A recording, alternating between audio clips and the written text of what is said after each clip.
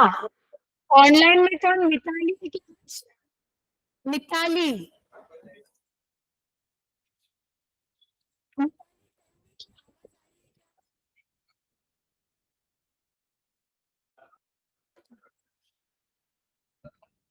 मिताली रोज class में बैठ के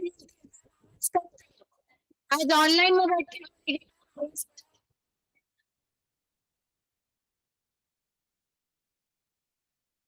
हाँ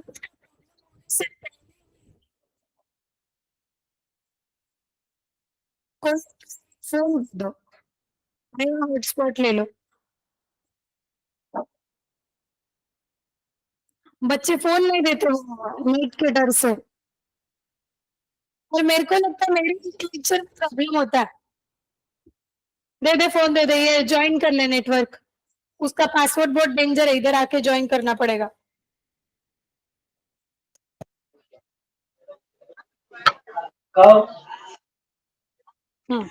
पासवर्ड लेके ज्वाइन कर ले एंड देन चार्जिंग है ना फोन।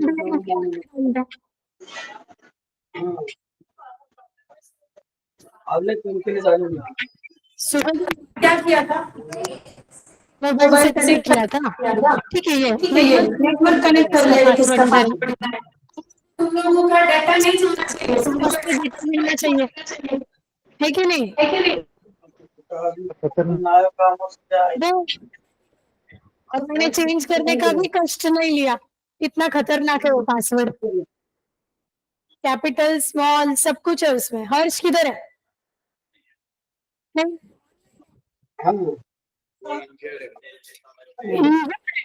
कैसे, क्या गिर गया?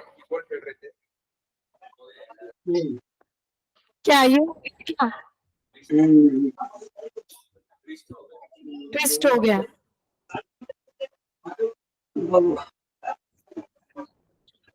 ऐसे इंजरी इससे अच्छा फ्रैक्चर परवड़ा। अच्छा यार, चलो फोन कुठं लावत तेच कळत नाही.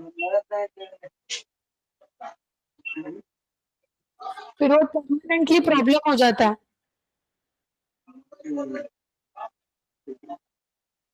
हाँ,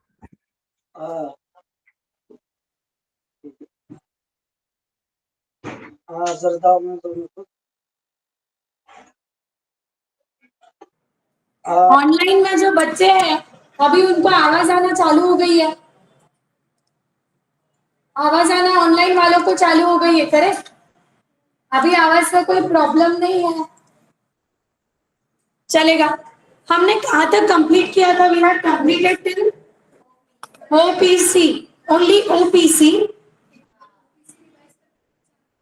ओपीसी रिवाइज करके चालू करना है, ठीक है? तो क्वालिफिकेशन को क्यों नहीं है?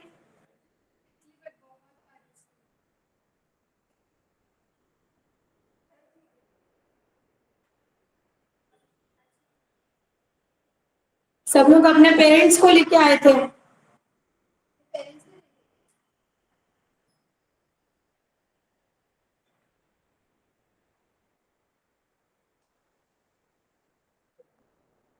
ओपीसी का मतलब होता है one person company which is a private company in itself, right?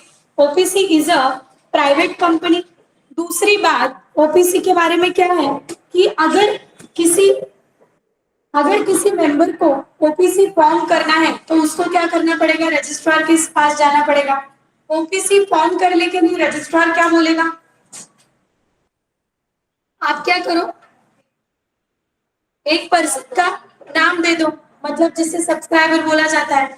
फिर उसका नाम देने के बाद क्या, वो अगर उसे कुछ हो गया, इनकैपेबल हो गया, तो उसके पीछे उसका नाम लगाया जाएगा, उसे क्या बोलेंगे? नॉमिनी बोलेंगे। क्या नॉमिनी को कंसेंट या विड्रॉ करने का राइट होता है? राइट होता है। क्या सब्सक्राइबर को नॉमिनी चेंज करने का राइट होता है? राइट होता है। ये सारी चीजें हैं, करेक्ट? क्या अपन ओपीसी को सेक्शन 8 कंपनी और एनबीएफसी में कन्वर्ट कर सकते हैं? बिल्कुल नहीं कर सकते, अलाउड ही नहीं है। क्या ओपीसी में शेयर ट्रांसफर पे रिस्ट्रिक्शन आ जाएगा? Answer is yes. The reason is OPC क्या माना जाएगा?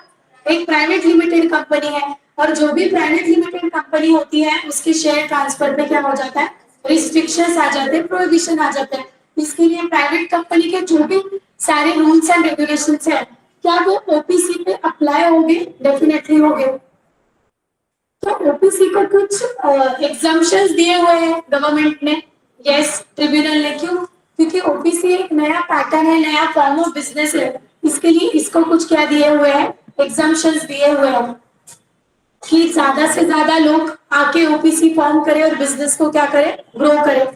The next is private limited company. Private company, किसका फोन है रे?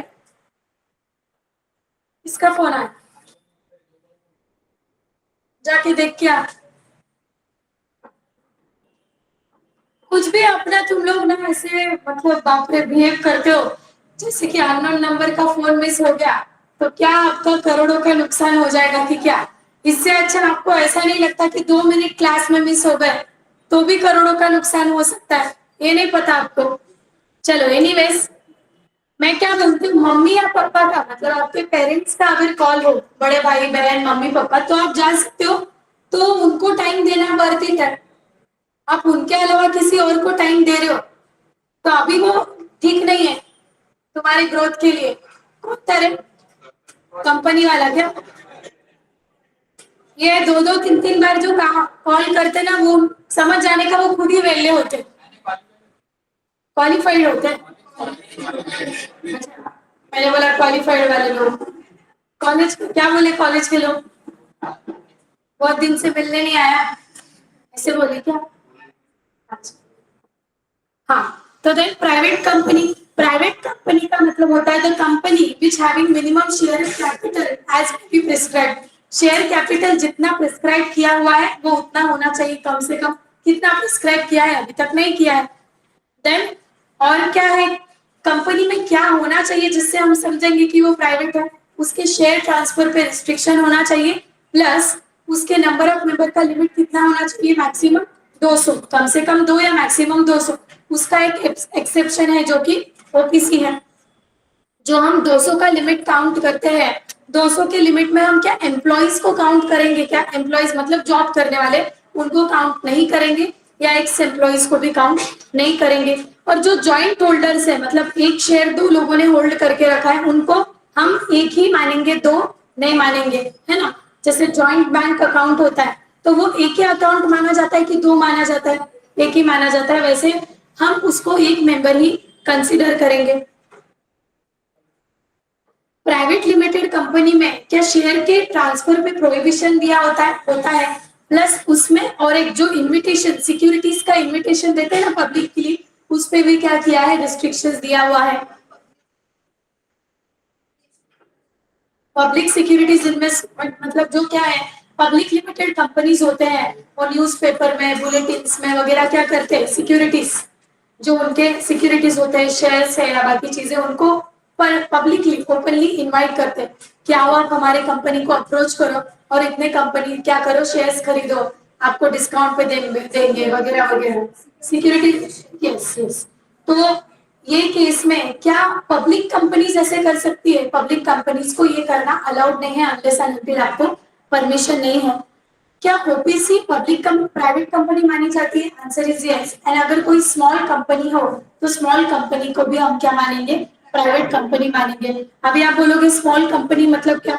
स्मॉल कंपनी मतलब ऐसी कंपनी जिसका paid up share capital 50 lakh से लेकर तो 10 करोड़ रुपया तक है। 50 lakh rupees to 10 crore rupees है, या उसका टर्नओवर 2 करोड़ से लेकर तो 200 करोड़ तक है। इतने लिमिट के अंदर अगर आपका टर्नओवर है, या फिर मतलब एंड टर्नओवर के साथ साथ अगर आपका पेड अप कैपिटल भी उतने लिमिट के अंदर है, then your company would be termed as small company. अभी उसमें भी बहुत सारे टाइप्स हैं। क्या टाइप्स है? क्या स्मॉल कंपनी एक टाइप का प्राइवेट लिमिटेड कंपनी है? Small company is a private limited company. तो इसमें हमको 2 लिमिट दिया है, एक पेड अप शेयर कैपिटल का लिमिट और एक टर्नओवर का लिमिट। एंड मतलब आपका पेड अप शेयर कैपिटल कितना होना चाहिए? 50 लाख से लेकर तो 10 करोड़ तक। एंड मतलब और हमें प्लस होके टर्नओवर कितना चाहिए? 2 करोड़ से लेकर तो 200 करोड़। अगर ये दोनों लिमिट फॉलो हो रही है तो हम वो कंपनी को क्या मानेंगे? स्मॉल कंपनी मानेंगे। दोनों लिमिट फॉलो होना जरूरी है। ऐसा नहीं कि सिर्फ पेड अप कैपिटल का लिमिट फॉलो हुआ और टर्नओवर 200 के ऊपर चला गया, तो क्या वो स्मॉल कंपनी है? Then it is not consider as small company. Small company is private company in itself. Small company को हम प्राइवेट कंपनी बोलेंगे.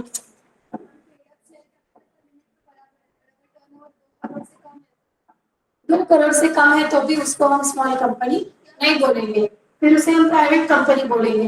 Any private C small. एक बात बोलूं क्या, 2 करोड़ से टर्नओवर कम है.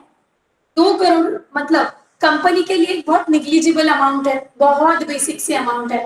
नॉर्मल बिजनेस टर्नओवर का मतलब क्या होता है? प्रॉफिट होता है क्या? नहीं. Turnover is a total sale. तो turnover 2 crore is very minimum limit given, और 2 करोड़ से कम टर्नओवर होगा तो वो आदमी का बजट भी नहीं रहेगा कि वो कंपनी फॉर्म करे, क्योंकि आपको कंपनी फॉर्म करने के लिए इतने प्रोसीजरल रिक्वायरमेंट्स होते हैं, आपके रजिस्ट्रार को इतनी फीस वगैरह देना पड़ता है. सो ऐसा प्रैक्टिकली तो नहीं होगा. देन उसमें कुछ टाइप्स है, जैसे होल्डिंग सब्सिडरी कंपनी है, एसोसिएट कंपनी है, सेक्शन 8 कंपनी है. ये जो क्लॉज है ना स्मॉल कंपनी का जो पेड अप शेयर कैपिटल या टर्नओवर का जो लिमिट का क्लॉज है, ये सारे कंपनीज पे एप्लीकेबल नहीं है. मतलब क्या, ये कंपनीज में टर्नओवर कम या ज्यादा हो सकता है, नो प्रॉब्लम विद दैट. अगर एक कंपनी है, राइट, एक कंपनी है जो कि पेरेंट कंपनी है, बड़ी कंपनी है पेरेंट कंपनी, और उसकी एक छोटी सी सब्सिडरी कंपनी है जो दूसरे टाउन में या दूसरे सिटी में खोली है, तो क्या ऐसा जरूरी है कि वो सब्सिडरी कंपनी का कैपिटल 2 करोड़ से 200 करोड़ के बीच में होना चाहिए? अभी अभी जस्ट न्यू कंपनी फॉर्म की है तो उसका कैपिटल या टर्नओवर 2 करोड़ से नीचे हो सकता है, तो उसे हम क्या बोलेंगे? सब्सिडरी कंपनी बोलेंगे, which is exception to the small company. मतलब क्या, स्मॉल कंपनी का जो टर्नओवर या पेड अप शेयर कैपिटल का क्राइटेरियल लिमिट है, वो क्या ये कंपनीज को एप्लीकेबल है? नहीं. कौन सी? Holding subsidiary section 8 company. They are private company itself because small company is also a private company. क्या ये टर्नओवर और पेड अप शेयर कैपिटल के लिमिट चेंज होंगे? हाँ, ये लिमिट चेंज हो गए. अभी के लिए जब आप नोट्स बनाओगे तो आपके नोट्स में वही लिमिट्स लिखना, ठीक है, वहां पे एक स्टार मार्क करके रख दो. तो ये जो भी कंपनीज एक्ट में अमेंडमेंट्स आते हैं regarding fees, regarding penalties, regarding turnover, इस जो सारी चीजें होती है, शेयर कैपिटल, इसको हम फिर से एक बार पढ़ेंगे. तो आप समझ पाओगे कि अरे पहले 2 और 200 करोड़ था, अभी 4 और 400 करोड़ हो गया है. तो that you will understand later. जब अमेंडमेंट्स आ जाएंगे तब अपन ऐसा करेंगे, और जब अमेंडमेंट अगर नहीं आए तो वही चीज दिमाग में रखेंगे. अमेंडमेंट अगर आए तो कैसे दिमाग में रखना है? ओल्ड एक साइड लिखना है टेबल बना के, और न्यू एक साइड लिखना है, ताकि आप इजीली उसको नए वाले को याद कर सको, इसके लिए. देन है public limited company. Public limited company मतलब ऐसी कंपनी जो कि प्राइवेट नहीं है. The company which is not private company is public company in itself. और क्या पब्लिक कंपनी का भी minimum paid up share capital का कोई लिमिट प्रिस्क्राइब्ड है? नो. ना ही प्राइवेट लिमिटेड का लिमिट प्रिस्क्राइब्ड है, ना ही पब्लिक लिमिटेड का लिमिट प्रिस्क्राइब्ड है. अभी भी आप कितना भी कैपिटल लेके आ सकते हो, there is no problem with that. Has a minimum share capital as may be prescribed. जितना प्रिस्क्राइब किया होगा, अभी तक हमारे एक्ट में प्रिस्क्राइब नहीं किया है, तो आप कितना भी लेके आओ. क्या इसका लिमिट आ सकता है? एज में भी प्रिस्क्राइब मतलब क्या इसका लिमिट फ्यूचर में आ सकता है? डाल सकते हो. 50 करोड़ टर्नओवर डाल देंगे, या आपका paid up share capital 40 lakh 50 lakh डाल देंगे, तो ये लिमिट को ऐड कर सकते हैं, जैसे कि उन्होंने स्मॉल कंपनी का किया है. अभी तो उन्होंने कोई लिमिट ऐड नहीं किया है आर्टिकल्स और मेमोरेंडम में.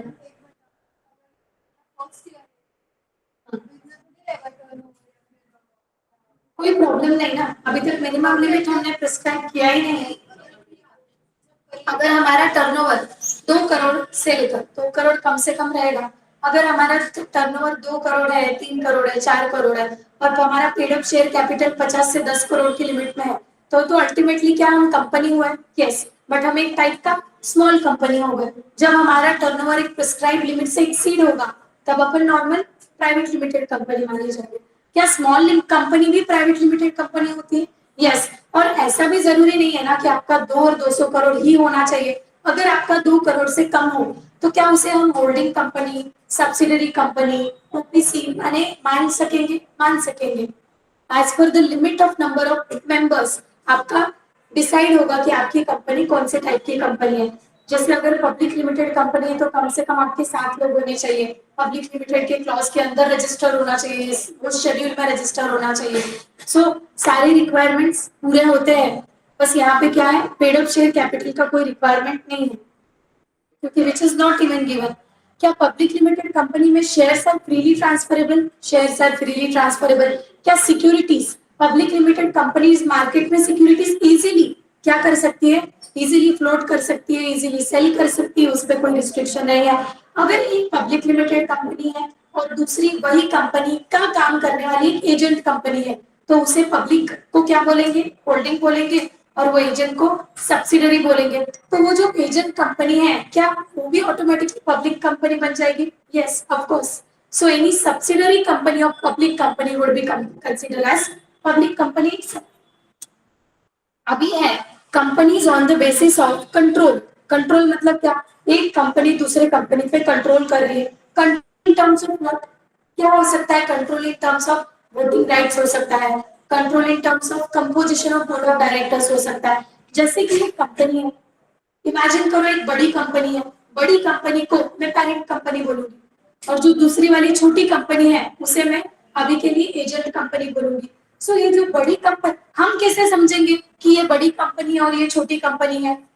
कुछ तो क्राइटेरिया होना चाहिए। तो क्राइटेरिया ऐसा है कि जो बड़ी कंपनी है उसने छोटी कंपनी के 50% से ज्यादा वोटिंग पावर, 50% से ज्यादा वोटिंग राइट्स अपने हाथ में रखे, कि आपको अगर कोई पर्टिकुलर डिसीजन में वोट करना रहा तो 50% से ज्यादा वोटिंग किसका रहेगा? हमारा रहेगा, मतलब होल्डिंग बड़ी वाली कंपनी का रहेगा। सो वो जो पेरेंट कंपनी है हम उसे होल्डिंग कंपनी बोलेंगे, और दूसरी वाली जो छोटी कंपनी है उसे सब्सिडरी कंपनी बोलेंगे। एक तो हो गया वोटिंग पावर के टर्म्स में, वोटिंग पावर वाला क्राइटेरिया।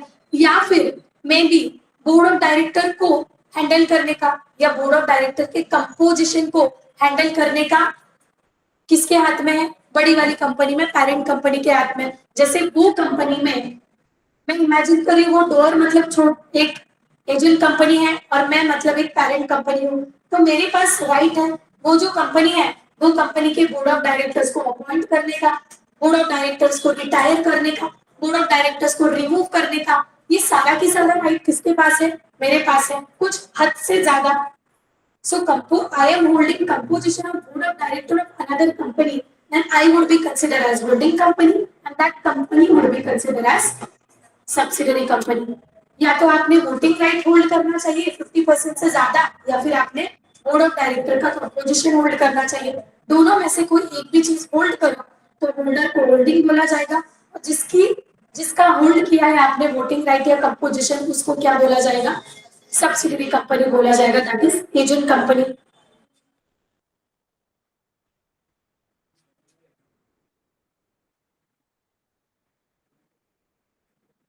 एग्जाम क्या? एग्जाम्पल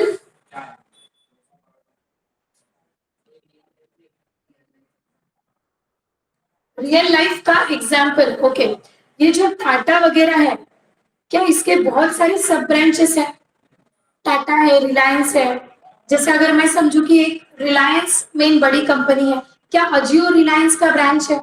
अजियो रिलायंस का ब्रांच है। और रिलायंस के जैसे आपका पेट्रोल पंप है, तो ये सारी क्या हो गई? छोटी छोटी सब्सिडरी कंपनी हो गई। जो एक बड़ी मेन कंपनी है वो बाकी सब्सिडरी कंपनी के क्या करती है? स्टेक को होल्ड करती है, वोटिंग पावर को होल्ड करती है, या बोर्ड ऑफ डायरेक्टर के कंपोजिशन को होल्ड करती है। एक चीज बताना है, लेयर्स। लेयर्स मतलब क्या? सपोज ए, बी और सी ये 3 कंपनीज है, correct? A B C are 3 companies.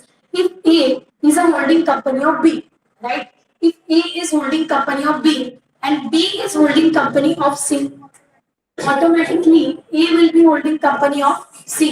सो जो आपका वो बचपन में इसमें ज्योमेट्री में आप वो ट्रांजिटिविटी या transverse lines parallel line, if A is parallel to B, B is parallel to C, then A will be parallel to C. So this kind of relation is there, इसे layer बोला जाएगा। Composition of board of director को hold करने का मतलब है कि दूसरे वाले कंपनी के बोर्ड ऑफ डायरेक्टर्स को अपॉइंट करने का पावर रखना या निकाल देने का पावर रखना। अपॉइंट करना है, एक्सपेल करना है, रिटायर करना है, बोर्ड ऑफ डायरेक्टर के साथ क्या कुछ करने का पावर रखना, that is nothing but holding composition of board of directors.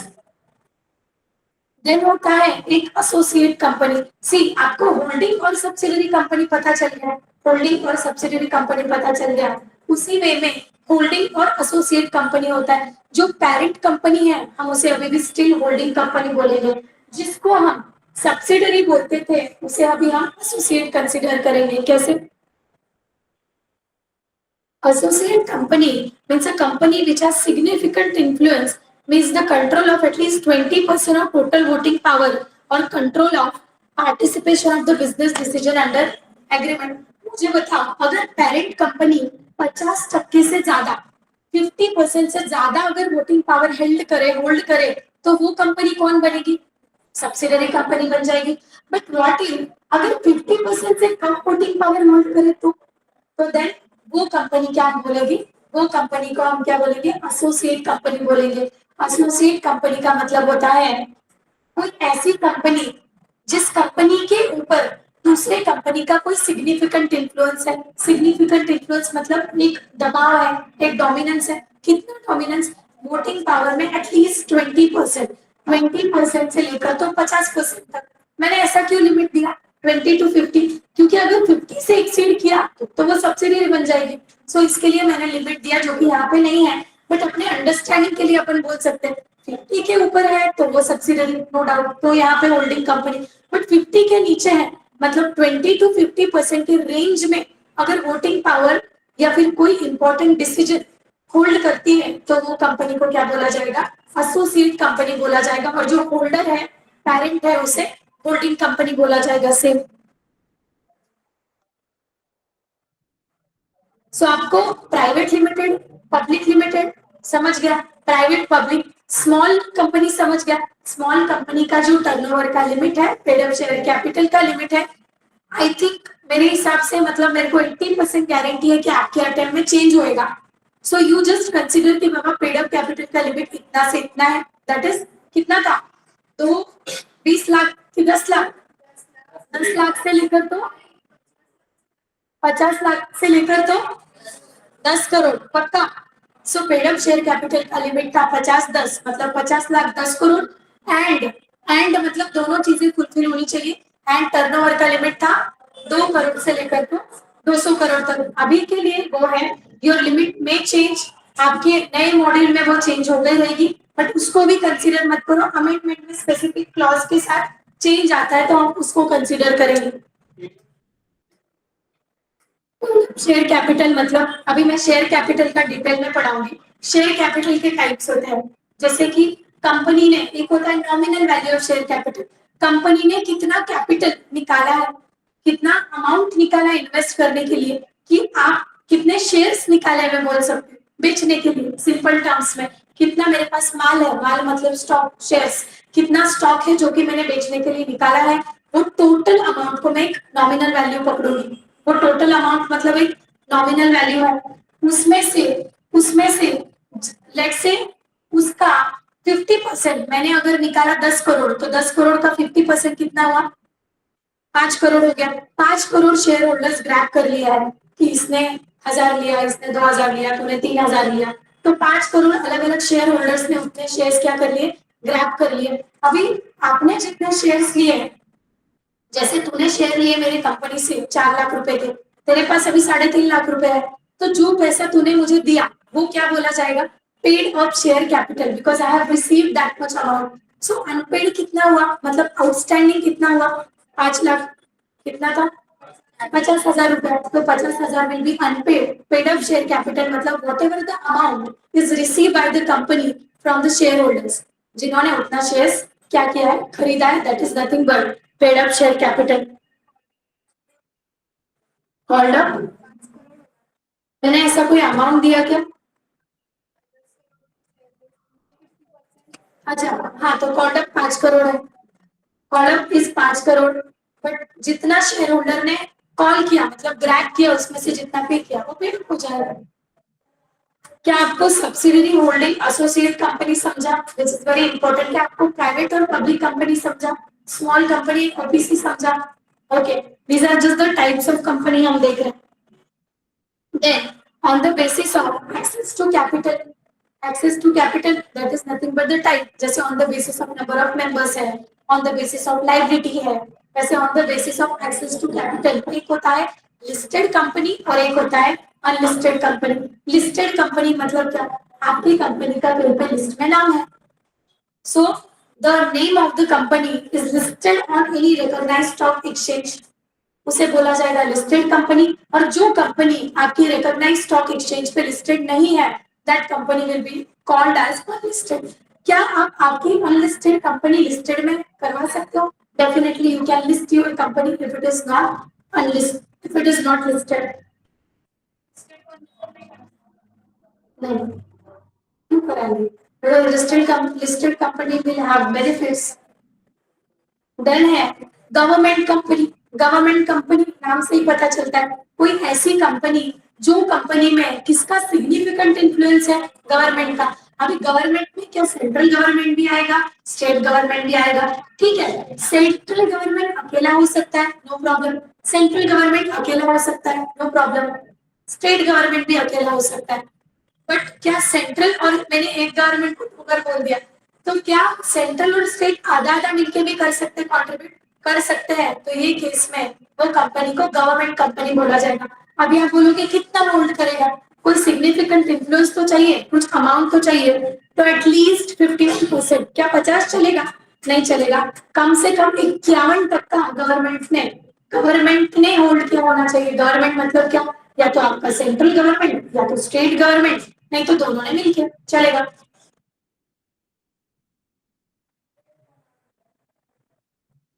क्या partly by central and partly by state होगा तो दोनों का मिला के 51 हुआ तो चलेगा आपको? चलेगा. अगर अकेला सेंट्रल 51 कर रहा होगा तो भी उसे गवर्नमेंट कंपनी अपन बोलेंगे. Foreign company. फॉरेन कंपनी मतलब एक ऐसी company which has place of business in India, actually which is incorporated outside India. उसका जो जन्म हुआ है, उगम हुआ है, कहाँ पे हुआ है? फॉरेन कंट्रीज में, मतलब आउटसाइड इंडिया कहीं पे भी हो सकता है. But which has place of business in India, जैसे अमेजोन है, नेटफ्लिक्स है, which has place of business in India, तो वो कंपनी को क्या मानेंगे अपन? फॉरेन कंपनी मानेंगे. तो इंडिया में चाहे वो कंपनी फिजिकली काम कर रही हो या फिर इंडिया में वो कंपनी कोई इलेक्ट्रॉनिक मोड में काम कर रही है. आजकल ई बिजनेस है, ऑनलाइन बिजनेस है, तो कंपनी मतलब कहीं और रजिस्टर होके all over the world business करते हैं. तो that can happen, that may happen. बस उसने उसके बिजनेस एक्टिविटी कहाँ कंडक्ट की हुई होनी चाहिए? इंडिया में कंडक्ट की होनी चाहिए. Then that company would be considered as one foreign company. Then है section 8 company. Very important point जो कि आपने कभी सुना भी नहीं होगा. नहीं था ना? सुना है? ओके. क्या सुना है सेक्शन 8 कंपनी के बारे में? क्या सुना है? प्रॉफिटेबल. बिल्कुल, whatever you say it is exactly profitable नहीं है. अगर कोई कंपनी आप सोशल ऑब्जेक्टिव से, चैरिटी करने के ऑब्जेक्टिव से, स्पोर्ट्स, एजुकेशन, हेल्थ में अगर कोई क्वालिटी इंप्रूवमेंट करने के ऑब्जेक्टिव से अगर आप कंपनी फॉर्म करो तो then your company would be term as section 8 company. आपको क्या करना है? चैरिटी भी करना है. लेकिन आपको यार चैरिटी करना है बट चीजें अपने पे भी नहीं आनी चाहिए. मतलब क्या? लाइबिलिटी चाहिए आपको लिमिटेड. तो क्या ऑप्शन है आपके पास? You have just one option that you should form a company. Company form करना चाहिए आपको. तो देन क्या कर सकते हो आप? सेक्शन 8 के अंदर रजिस्टर कर सकते हो. सेक्शन 8 के अंदर रजिस्टर करना इतना भी सिंपल नहीं है. आपको सेंट्रल गवर्नमेंट का परमिशन लेना होगा, आपको ट्रिब्यूनल का परमिशन लेना होगा. सो सबसे पहले देखेंगे section 8 company is a company which form to promote the charitable objectives, जैसे कि कॉमर्स है, आर्ट्स है, साइंस है, एजुकेशन है, हेल्थ है, स्पोर्ट्स है, और क्या रह गया? प्रोटेक्शन ऑफ इन्वायरमेंट है, etcetera. This kind of charitable social objectives को प्रमोट करने के लिए अगर आपको कोई काम करना है, that to with limited liability, then you have best option which is to form a section 8 company. Section 8 company का सेक्शन 8 है, नाम भी इसका ऐसा दिया है, सेक्शन 8 कंपनी नाम दिया है. तो अगर ये सारे ऑब्जेक्टिव्स अगर आपके हैं और आपको कंपनी के अंदर लिमिटेड लाइबिलिटी के अंदर काम करना है तो ये क्या करो? कंपनी फॉर्म कर दो. ये कंपनी का ऑब्जेक्टिव प्रॉफिट अर्न करना नहीं होता। और आई कैन से कि अगर ये कंपनी ने प्रॉफिट अर्न भी किया तो क्या ये सारे चैरिटेबल ऑब्जेक्टिव्स को प्रमोट करने के लिए वो प्रॉफिट यूज करेंगे? क्या वो प्रॉफिट वो लोग शेयर होल्डर्स को डिविडेंड देने के लिए यूज करेंगे क्या? No. So under section 8 company dividend is prohibited. जैसे कि प्राइवेट कंपनी के अंदर शेयर ट्रांसफर का रिस्ट्रिक्शन है, in the same way section 8 company के अंदर क्या आप डिविडेंड दे सकते हो? नहीं, there is this restriction. Dividend is nothing but the profit which is given to shareholder. यहाँ पे क्या प्रॉफिट कमाने के लिए कंपनी खोली है क्या? नहीं। तो फिर डिविडेंड क्यों दे? अगर आपको प्रॉफिट कमाना है तो प्राइवेट खोल लो, पब्लिक खोल लो, सेक्शन 8 क्यों खोले? सो payment of dividend is prohibited under section 8 company. क्या? यस, कंपनी, यस, क्योंकि उनको लाइबिलिटी लिमिट करना है इसके लिए। सेक्शन 8 कंपनी के कुछ एग्जांपल्स दिए हैं, FICCI, ASSOCHAM। अभी आपके लिए छोटा सा एक आधा मिनट का होमवर्क है कि सेक्शन 8 कंपनी के जो जो कंपनीज है, आप जैसे मैं जाने के बाद भी आप नेट पे सर्च कर लेना, सेक्शन 8 कंपनी का एक लिस्ट आ जाता है कि इंडिया में हो या फिर आउटसाइड इंडिया कौन से सेक्शन 8 कंपनीज है, कौन सा कंपनी कौन सा ऑब्जेक्टिव प्रमोट करता है, कोई एजुकेशन में प्रमोशन करता होगा, कोई स्पोर्ट्स में करता होगा, है ना? सो आपको आप एक 5-10 कंपनी के लिस्ट बना दो, आपके पास कहीं तो लिख लो, साक्षी उठ जाओ तो लिस्ट बना लो, आपके पास कहीं तो लिख लो, आपको एक प्रैक्टिकल सेंस में भी अंडरस्टैंडिंग आएगी, अरे ये कंपनी का तो नाम मैंने कितनी बार सुना है, क्या ये सच में सेक्शन 8 कंपनी है? आप ऐसे थोड़ा रिलेट कर पाओगे। दूसरा है national sports club of India, ये तो आपने डेफिनेटली सुना ही होगा, national sports club of India, it is nothing but a section 8 company. So ऐसे भी आपको जब आप फाइंड आउट करोगे इंटरनेट पे तो आपको मैं भी लिस्ट में ऐसी कोई कंपनी मिल सकती है जो कि आपको फैमिलियर हो, लेकिन आपको ये ना पता हो कि ये सेक्शन 8 थी। So you can do that. Then है अभी सेंट्रल, अभी सेक्शन 8 कंपनी खोलनी है, क्यों खोलना है पता चल गई, लाइबिलिटी लिमिटेड है पता चल गई। अभी कैसे खोलना है, क्या करना है? सबसे पहले तो अपने को सेंट्रल गवर्नमेंट का परमिशन लगना पड़ता है, सेंट्रल गवर्नमेंट का परमिशन लेना पड़ता है, ट्रिब्यूनल का परमिशन लेना होता है। ट्रिब्यूनल का मतलब होता है अगर कंपनी में कोई प्रॉब्लम है, डिस्प्यूट है, तो जो कोर्ट ऑफ लॉ में जाओगे उसे ट्रिब्यूनल बोला जाएगा।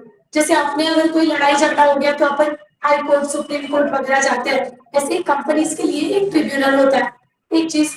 दूसरा, सेक्शन 8 फॉर्म करनी है कंपनी। इमेजिन करो आप हो वो जगह पे और आपको करना है सेक्शन 8 कंपनी फॉर्म। कोई खिड़की वगैरह खुली है क्या ऐसा? ठीक है, आपको खोलना है सेक्शन कंपनी फॉर्म करना है, आपको चैरिटी करना है, एजुकेशन में हेल्प करना है, स्पोर्ट्स के लिए कुछ करना है। तो अभी आप क्या करोगे? सबसे पहले you will go to central government. क्या लिटरली क्या? नहीं, सेंट्रल जो भी प्रोसीजर रहेगा, you will go to central government, you will take permission from the central government कि sir I want to open section 8 company, this is my objective. मैं सारे अगर कैटेगरी या रूल्स के अंदर आता हूँ तो आप मुझे परमिशन दे सकते हो, साइन स्टैम्प दे सकते हो। तो सेंट्रल गवर्नमेंट ने अगर अलाउ किया, सारी उनकी प्रोसीजरल रिक्वायरमेंट चेक करके अगर सेंट्रल गवर्नमेंट ने अलाउ किया तो वो क्या कर सकती है? आपको कंपनी ओपन करने का क्या दे सकती है? राइट दे सकती है। ठीक है, चलो आपका सब सही है, जेन्युइन है आपके डॉक्यूमेंट्स, आप सेक्शन 8 कंपनी को फॉर्म कर सकते हो। तो सेक्शन 8 कंपनी फॉर्म हो गई। ओके, उसके आगे अगर आपकी कोई कंपनी प्राइवेट हो या पब्लिक हो, आपको लिमिटेड या पीपीटी लिमिटेड लिखना जरूरी होता है। बट अगर आपकी कंपनी सेक्शन 8 फॉर्म हो गई है, गवर्नमेंट ने आपको, सेंट्रल गवर्नमेंट ने आपको परमिट कर दिया है, तो वो क्या करेंगे? आपके कंपनी के नाम के आगे, चाहे आपका कंपनी का जो भी नाम हो, जैसे ये कंपनी का क्या था, national sports club of India, this is the name of the section 8 company, क्या उसके आगे पीवीटी या पीवीपी एलटीडी लिखने की जरूरत है? There is no requirement of writing such a word. Central government बोलता है चलो ठीक है, आप section 8 company, as a section 8 company काम कर रहे हो, वेलफेयर के लिए काम कर रहे हो, तो इतना लोड मत लो, हम आपको कोई भी आगे वर्ड्स ऐड करने को नहीं बोलेंगे, आप सीधा काम पे लग जाओ। ऐसे बोल के central government will issue a licence, licence issue करती है कि आप क्या कर रहे हो, एज अ सेक्शन 8 कंपनी काम कर रहे हो। बोलो। तो वो प्रॉफिट, वो जो ऑब्जेक्टिव है, जैसे कॉमर्स चैरिटी प्रमोट करने के लिए लगा देंगे, वो जो प्रॉफिट है वो शेयर होल्डर्स को डिविडेंड देने के लिए नहीं लगेगा। सैलरी तो हमेशा अगर कोई कंपनी में एम्प्लॉय है, क्या एम्प्लॉय मेंबर की लिमिट में आता है? नेवर। सो क्या अगर एम्प्लॉय जॉब कर रहा है तो फुकट थोड़ी करेगा, उसको सैलरी मिलेगा, सैलरीज अलाउड। गवर्नमेंट ये जो सेक्शन 8 कंपनी है, इसका सेंट्रल गवर्नमेंट थ्रू परमिशन रहता है, इनका ऑब्जेक्टिव अलग रहता है, तो टैक्स पेमेंट में बहुत सारे इनको लिवरेजेस मिलते हैं, रिलैक्सेशंस मिलते हैं bye paying the tax. Central government ने एक बार लाइसेंस इशू कर दिया, that section 8 company did not right word limited and private limited company. क्या सेक्शन 8 का लाइबिलिटी लिमिटेड रहेगा? हाँ, आपको लाइबिलिटी लिमिटेड रखना है, इसके लिए तो आपने चैरिटी के लिए कंपनी खोली है। Then बोला है कि on registration company will enjoy same privileges and same right as of any private limited company। जैसे कि आपकी कोई लिमिटेड कंपनी है, कोई लिमिटेड कंपनी जिस तरीके की प्रिविलेजेस एंजॉय करेगी, वैसे ही प्रिविलेजेस कौन एंजॉय कर सकती है? सेक्शन 8 कंपनी एंजॉय कर सकती है। अभी क्या है, एक आधा पर्सन बहुत मतलब ऐसा बहुत शहाना है, शार्प माइंडेड है, बोले अभी अपने को क्या करना है, बिजनेस तो करना है, प्रॉफिट तो कमाना है, लेकिन अपने को टैक्स कम पे करना है। या फिर कोई शिक्षण कोई पर्सन है, सेक्शन 8 कंपनी फॉर्म करने के बाद उसके मन में चोर आया, मन में पाप आया, बोले अभी इतना चैरिटी कर दिया है, क्या करना है चैरिटी करके, अभी अपन जरा सेल्फ प्रॉफिट अर्न कर दे। तो वो सेक्शन 8 कंपनी के नाम के आड़े में अगर वो पर्सन मतलब जो डायरेक्टर है, वो मेंबर है, वो पर्सन अगर कोई फ्रॉडुलेंट एक्टिविटी करता है, तो जिसने लाइसेंस दिया है, क्या वो लाइसेंस रिवोक करने का राइट रखता है? Definitely central government have all right to revoke the license of the central government, revoke the license of section 8 company if section 8 company is contravening with the provision of section 8। मतलब क्या, आप rules को regulations को follow नहीं कर रहे हो, जो सेक्शन 8 कंपनी के रूल्स में लिखा है उसको आप डिसओबे कर रहे हो, या आपका कोई फ्रॉड का इंटेंशन है, तो ये सारे केसेस में central government have all right to revoke the licence. जब आप हमारा नहीं सुन रहे हो, हम आपका लाइसेंस ले लेंगे, अभी आप सेक्शन 8 कंपनी बोल के काम नहीं कर पाते हो, या फिर आपने कंपनी को ऑब्जेक्टिव्स को वायलेट किया। Tell me what is the objective of central section 8 company? To promote the science, art, commerce, sports, education, ये सारा। क्या वो ऑब्जेक्टिव को डिसओबे करना मतलब सेक्शन 8 कंपनी देने लग गई डिविडेंड? डिविडेंड देना अलाउड है क्या? अलाउड नहीं है, मतलब तो ये ऑब्जेक्ट को ही डिसओबे करना हुआ, ऑब्जेक्ट को ही वायलेट करना हुआ। तो ऐसा कोई अगर कर रही है सेक्शन 8 कंपनी, तो central government may revoke the licence in the public interest of course. नहीं, सेंट्रल गवर्नमेंट खुद ही ऑर्डर देता है, उसको किसी ऑर्डर की जरूरत नहीं है। बाय ऑर्डर मतलब किसके order? By order of the central government. अगर कोई सेक्शन 8 कंपनी को सेंट्रल गवर्नमेंट का ऑर्डर आ गया, तो क्या वो कंपनी को बंद पड़ना पड़ेगा? बंद पड़ना पड़ेगा, क्योंकि सेंट्रल गवर्नमेंट क्या करता है, लाइसेंस रिमूव करने का, लाइसेंस छीनने का पूरा राइट रखता है। अगर आपने हमारे टर्म्स एंड कंडीशंस को फॉलो नहीं किया, आपने ऑब्जेक्ट को वॉयलेट किया, रूल्स एंड रेगुलेशंस ठीक से नहीं कर रहे हो, तो हम क्यों आपको चलाने दें? ऐसे सेंट्रल गवर्नमेंट बोल सकती है। अभी एक ऑर्डर है, सेंट्रल गवर्नमेंट क्या करेगी? To revoke the licence, licence को ही कैंसिल कर देगी, मतलब you can not further practise as a central section 8 company. और एक चीज, क्या पब्लिक इंटरेस्ट में ये जो सेंट्रल गवर्नमेंट है, पब्लिक इंटरेस्ट में क्या कर सकती है सेक्शन 8 कंपनी को? और एक ऑर्डर दे सकती है। क्या ऑर्डर है? To amalgamate with another section 8 company. आप बहुत मस्ती कर रहे हो, आप बहुत जुगाड़ कर रहे हो, एक काम करो, वो दूसरे वाली जो सेक्शन 8 कंपनी है ना, उसके साथ मर्ज हो जाओ, बोले उसके साथ मिल जाओ। तो हैविंग द कोई दूसरे कंपनी के साथ अमालगमेट होने का, मर्जर करने का ऑर्डर दे सकती है सेंट्रल गवर्नमेंट, जो कंपनी का क्या है, सेम ऑब्जेक्टिव है, सेम मोटिव है, सेम इंटेंशन है। नहीं, वो अदर कंपनी को भी तो राइट चलाने का किसने सेंट्रल गवर्नमेंट में दिया है। That right completely belongs to the central government and not the company itself। But other company के जो डायरेक्टर्स है कि नहीं नहीं हम नहीं चाहते वो हमसे मर्ज हो जाए, ऐसा वो नहीं बोल सकते, क्योंकि उनको भी चलाने का राइट किसने दिया है? सेंट्रल गवर्नमेंट है all power regarding the section 8 company. But central government भी क्या करेगा, जो सिमिलर ऑब्जेक्टिव का सेक्शन 8 कंपनी है, वो सिमिलर ऑब्जेक्टिव की कंपनी के साथ ही मर्ज करने को बोलेगा। एक कंसेप्ट देखा था आपने सेल्स ऑफ गुड्स एक्ट में। अगर सी अगर कोई क्रेडिटर है, अगर कोई क्रेडिटर है और वो जिसको डेट देता है, और वो अगर डेटर चेंज हो गया, तो क्या उसको राइट होता है? राइट होता है कि वो उसका ट्रांजैक्शन कैंसिल करे, कर सकता है, he has all right to revoke the transaction, but वो वाली सिमिलर ट्रांजैक्शन में कोई डेटर के साथ और एक डेटर ऐड हो गया तो क्या उसका लायबिलिटी ऑटोमेटिकली कम होगा, रिस्क कम होगा? डेफिनेटली तो ये केस में वो ट्रांजैक्शन कैंसिल नहीं करेगा। इन द सेम वे इमेजिन करो कोई एक सेक्शन 8 कंपनी है और दूसरी सेक्शन 8 कंपनी जुड़ जाए तो सेम हैविंग सिमिलर ऑब्जेक्टिव, तो क्या आपका कैपिटल बढ़ेगा, क्या आपके एम्प्लॉइज बढ़ेंगे, क्या आपका शेयर होल्डिंग बढ़ेगा, आपके एसेट बढ़ेंगे, सब कुछ बढ़ेगा। तो of course you can expand the business, ज्यादा चैरिटी कर पाओगे, ज्यादा सोशल कर पाओगे, ज्यादा बिजनेस कर पाओगे। सो ऐसा तो नहीं होना चाहिए। या फिर क्या कर सकती है सेंट्रल गवर्नमेंट, और एक चीज कर सकती है, या तो लाइसेंस रिवोक करेगी, या तो अमेलगमेंट होने का ऑर्डर देगी, या तो स्टेटस में चेंज कर देगी। स्टेटस में चेंज करने का मतलब होता है कि सेंट्रल गवर्नमेंट बोलेगी अभी जो हमने आपको माफ किया था ना, वर्ड के आगे लिमिटेड या प्राइवेट लिमिटेड मत लिखो, अब हम बोल रहे हैं नाम के आगे पीवीटी लिमिटेड लगा दो या नाम के आगे अनलिमिटेड लगा दो, मतलब आपका कंपनी अनलिमिटेड में कन्वर्ट कर दो।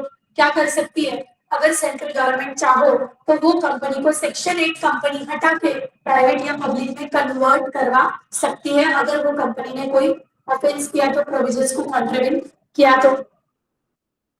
If a company makes any default in complying with the requirement, then the company shall, without any action, the provision will punishable with a fine not less than 10 lakh, which may extend to 1 crore rupees. क्या बोला है, अगर कोई company particularly अगर कोई company section 8 के rules को disobey करती है, प्रोविजंस को वायलेट करती है, तो वो कंपनी को कितना जुर्माना भरना पड़ेगा?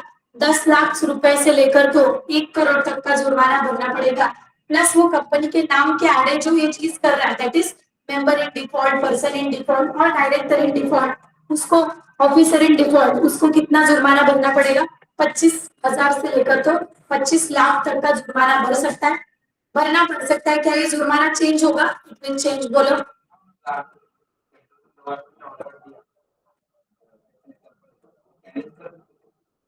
ऑफ कोर्स सेंट्रल गवर्नमेंट जब ऑर्डर करेगा डायरेक्टली ऐसा नहीं बोलेगा कि हमें आपकी ये चीजें पता चली है, एक काम करो तुरंत अमालगमेट कर लो। Central government will give notice in writing to the company, concern company, about intention of the order कि सर हमें ऐसा पता चला है, we have this proof, and of course to that company, that is to the section 8 company, opportunity of being heard will be given। Sir हम आपके साथ ऐसा कर रहे हैं, हम क्यों करें, उनको बोलने का मौका दिया जाएगा। और अगर कंपनी सही है तो वो सेंट्रल क्या किसी को भी चैलेंज कर सकती है, बिकॉज उनके पास प्रूफ रहेगा, सर आप जो बोल रहे हो ऐसा नहीं है, ये देखो हमारे पास प्रूफ है, या फिर हमने कोई भी प्रोविजन को वायलेट नहीं किया है, हमने ना ही शेयर होल्डर्स को डिविडेंड दिया है, they will definitely get an opportunity of being heard, है ना। कोई भी डिसीजन सुनाने से पहले सेंट्रल एक तो गवर्नमेंट राइटिंग में उनको बोलेगा, दूसरा they will get opportunity of being heard।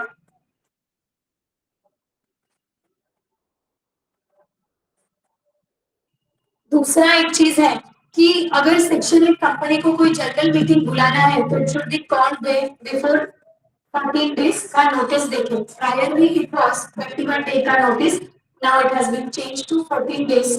तो इसके लिए ये स्पेसिफिकली पॉइंट दिया है।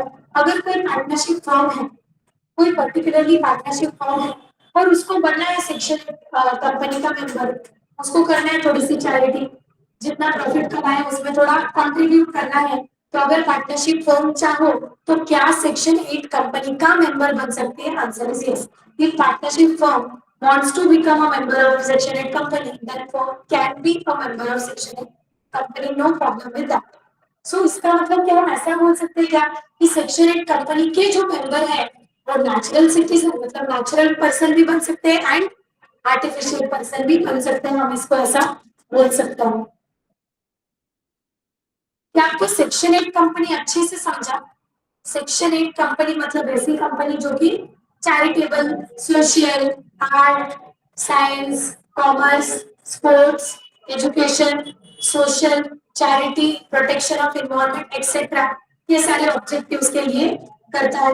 क्या ऐसे ही अपने को चालू कर देंगे क्या कंपनी? नहीं, अपने को पहले सेंट्रल गवर्नमेंट के पास जाना पड़ेगा।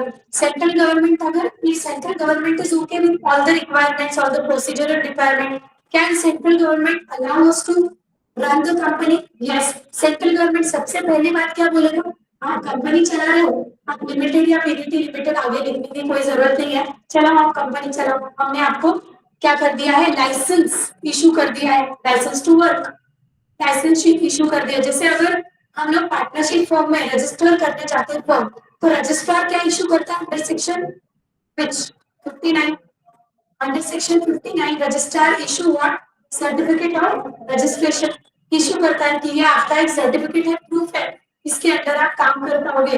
इन the same way central government will issue a licence, आप ये लाइसेंस को किसी को भी दिखा तो आपको कोई कुछ बोलने की जरूरत नहीं, आपका प्रूफ है ना, कि आप काम कर पाओगे या काम कर सक रहे हो। देन सेंट्रल गवर्नमेंट ने परमिशन दे दिया, कंपनी काम करने लग गई, बट अगर ये कंपनी ऑब्जेक्टिव्स को वायलेट कर रही है, रूल्स को कॉन्ट्राडिक्ट कर रही है, तो देन सेंट्रल गवर्नमेंट में रिवोक द लाइसेंस, चाहे लाइसेंस रिवोक कर सकता है या फिर और एक ऑर्डर कर सकता है in the public interest to amalgamate with another section in company having similar objective, जिसका सेम ऑब्जेक्टिव है, या फिर क्या कर सकता है तीसरा, क्या कंपनी का स्टेटस चेंज कर देगा, आपकी लाइबिलिटी जो लिमिटेड थी उसको अनलिमिटेड कर देगा। आप लिमिटेड लाइबिलिटी के लिए ये सब उठाने कर रहे थे ना, लो हमने आपका लाइबिलिटी अनलिमिटेड कर दिया, अब कुछ भी हुआ लॉस तो आपको क्या घर से पैसा लेके आना पड़ेगा, हाँ लेके आना पड़ेगा, ऐसा वो सेंट्रल गवर्नमेंट बोल रहा है। क्या कुछ पेनल्टी वगैरह होगा अगर कोई सेक्शन 8 कंपनी फ्रॉडुलेंट एक्टिविटी करे, रूल्स को कॉन्ट्रावेंट करे, तो कंपनी को कितना पेनल्टी है, 10 लाख से लेकर तो 1 करोड़ तक, और डायरेक्ट करेंट डिफॉल्ट को 25,000 से लेकर तो 25 लाख तक का जुर्माना भरना पड़ सकता है। ये पेनल्टी चेंज हो गया।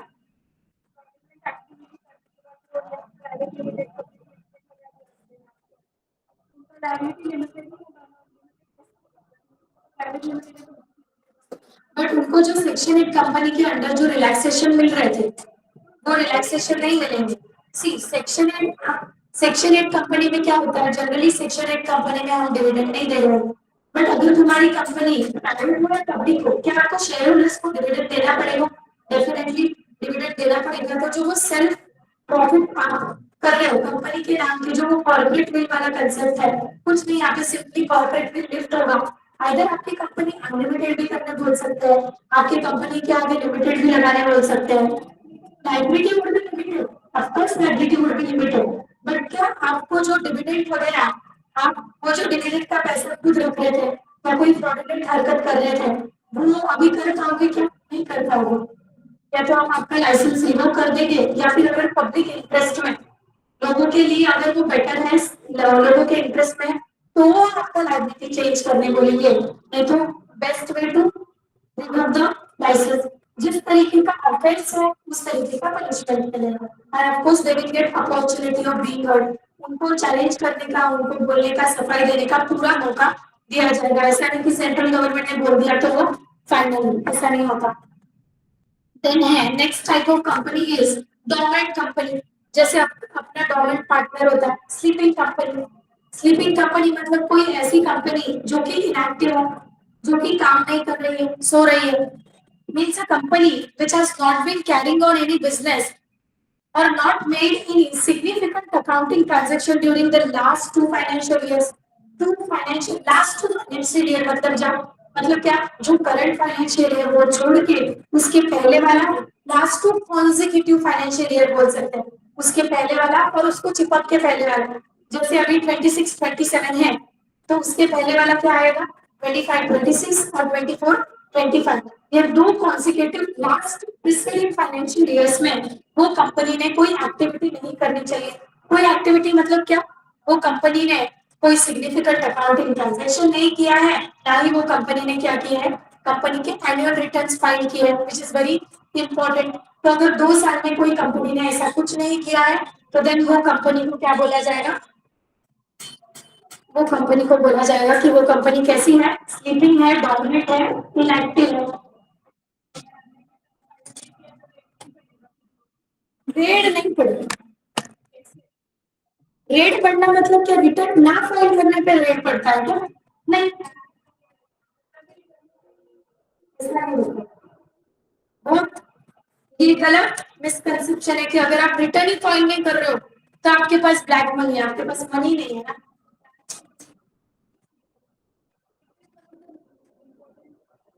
Filing return is one of the important part. And if your company is not filing the return, then your company may get status of sleeping company or inactive company. तो अगर आपके company को inactive का status मिल गया तो आपको फिर थोड़े बहुत रिलैक्सेशन मिल सकते हैं, ठीक है, आपको रिटर्न फाइल करने की जरूरत नहीं है। उसका रीजन ये है जैसे कि किसी ने कंपनी फॉर्म करके रख दी और वो अभी थोड़े टाइम के लिए इंडियन रेसिडेंट नहीं है, वो फॉरेन रेसिडेंट है क्योंकि वो फॉरेन शिफ्ट हो गया, आर ओ आ रहे हैं, तो वो फॉरेन शिफ्ट होने की वजह से ही could not run the company, but इस company is in the name of register, ROC में उसकी कंपनी का नाम लिस्टेड है। तो ये केस में क्या उसको इनएक्टिव कंपनी का दर्जा स्टेटस मिलना चाहिए, तो खुद ही कोर्ट में अप्लाई करेगा कि सर लास्ट 2 फाइनेंशियल ईयर से कोई काम नहीं है तो आप मुझे इनएक्टिव कंपनी का स्टेटस दे दो, बिकॉज मैं मेरे कंपनी में 4-5 साल बाद मैं प्रोग्रेसिवली काम करना चालू करने वाला हूँ, अभी I have just form the company, it is not possible for me to run the company. ऐसा हो सकता है जिनकी कंपनी इनएक्टिव है वो खुद ही जाके अप्लाई करते हैं कोर्ट में। The reason behind applying is they will get some relaxations. क्या रिलैक्सेशंस है कि आपको जो टैक्स बेनिफिट तो एनीवेज मिलता because your business is not there, but you will get the benefit of you can not file the, जैसे company अगर आपकी रजिस्टर है तो क्या रिटर्न फाइल करना पड़ता है, हाँ, बट आपकी अगर इनएक्टिव या स्लीपिंग कंपनी है तो देन और आप उसका स्टेटस यू गॉट तो then you don't need to file a return. ऐसी बातें इसके लिए लोग करते हैं। जैसे लोग आप सोचोगे कि कोई पर्सन खुद ही जाके कोर्ट में क्यों अपील करेगा, सर मेरे को इंसॉल्वेंट घोषित कर दो, है ना, बट लोग करते हैं क्यों, क्योंकि उनको बेनिफिट मिलते हैं। अभी आज मैं हूँ, मेरे ऊपर 1 करोड़ का कर्जा, मेरे ऊपर का 1 करोड़ का कर्जा है, आई हैव 1 करोड़ 1 CR का liabilities and I just have asset of 40 lakh rupees.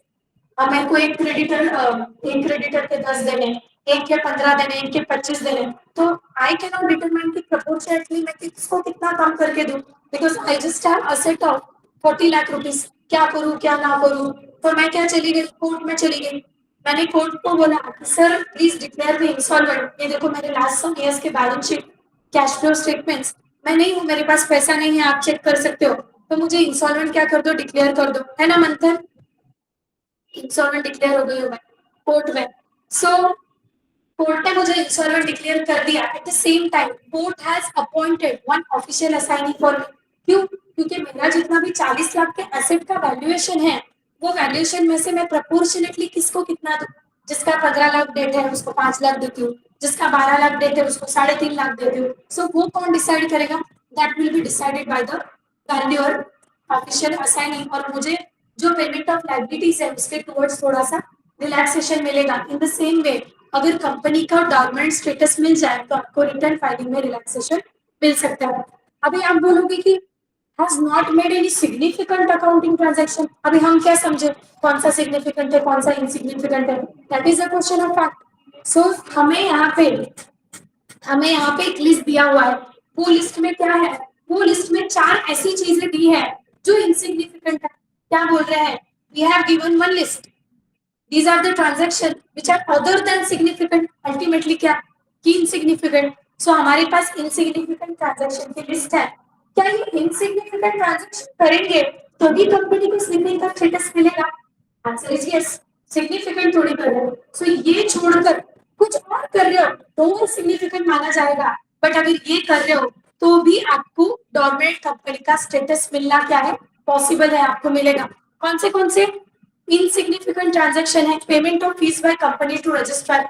अगर आपकी कंपनी आप चला रहे हो नहीं चला रहे हो, आपकी कंपनी हमारे रजिस्टर में रजिस्टर है, करेक्ट है, हमारे रजिस्टर में रजिस्टर है, तो क्या आपको उसका साल फीस देना पड़ेगा।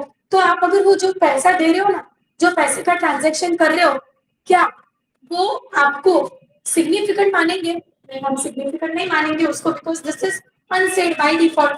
जैसे कि आपका नाम हमारे क्लास के रजिस्टर में registered, you have taken the admission, but due to some reason आपका शिफ्ट हो गया जहाँ पे आपने मे बी स्किप कर दिया या कुछ भी कर दिया, आपने एडमिशन लिया हमारे पास, आप पहले कुछ दिन आए, आपने तब पूरा फीस भर दिया या फिर कुछ इंस्टॉलमेंट बाकी बाद में आप नहीं आए, तो क्या आपको फीस पे करना पड़ेगा? सी प्रैक्टिकली आंसर इज यस। यहाँ पे आपको बहुत सारे मतलब रिलैक्सेशन या बहुत सारी चीजें मिलती है इसके लिए। बट जैसे कि रेंट का घर है, रेंट का घर है और आपने रेंट से लिया है, आपका वहां पे सामान पड़ा है, आप वहां पे रह रहे हो या नहीं रह रहे हो, बट क्या एज क्या मतलब एज ए टेनेंट क्या आपका नाम रजिस्टर है, आपके घर नाम से घर रजिस्टर, आपको हर महीने रेंट देना पड़ेगा। आप महीने भर कहीं घूमने जाओ या वहां पे रहो, यू नीड टू पे the rent. In the same वे क्या आपके हमारे रजिस्टर में आपकी कंपनी का नाम लिखा हुआ है तो आपको हमको हर साल उसका प्रिस्क्राइब फीस देना पड़ेगा। देन है payment made to fulfil the requirement of the act. आपके ऊपर कंपनीज एक्ट 2013 एप्लीकेबल है और वो एक्ट एप्लीकेबल करवाने के लिए आपको टाइम से टाइम क्या करना पड़ेगा, उसका फीस देना पड़ेगा, है ना, फीस देना पड़ेगा। तीसरा allotment of share to fulfil the requirement of this act. अगर आपकी कोई कंपनी है जो it is by default assume as आप क्या कर रहे हो, शेयर्स को अलॉट कर रहे हो, तो वो शेयर्स अलॉट करने के लिए दिया जाने वाला पैसा is not significant, that will be insignificant because अगर आपकी कंपनी है, अगर आपकी कंपनी रजिस्टर्ड है तो ये सारी चीजें आपको करनी पड़ेगी, तो कंपनी बंद हो जाएगी। Next is payment of maintenance of office and record. आपका जो आपके जो रिकॉर्ड है वो मेंटेन करने के लिए, आपका जो नाम हमने रजिस्टर में लिखा है वो मेंटेन करने के लिए क्या आपको हर बार फीस देना पड़ेगा? आपको ये चार चीजें करनी पड़ेगी, फिर भी आपकी कंपनी को क्या गवर्नमेंट का स्टेटस मिल सकता है? क्या मिल सकता है? Because these are not consider as significant transaction, these are insignificant. By default you need to do that, कुछ भी करो आपको ये करना पड़ेगा। रजिस्ट्रार को फीस देना पड़ेगा, ऑफिस रिकॉर्ड मेंटेन करने के लिए फीस देना पड़ेगा, एक्ट के रिक्वायरमेंट के फुलफिल के लिए ये फीस देना पड़ेगा, शेयर के अलॉटमेंट के लिए फीस देना पड़ेगा। ये तो आंसर है। अगर फीस देना नहीं था तो कंपनी रजिस्टर क्यों करके रखो, है ना?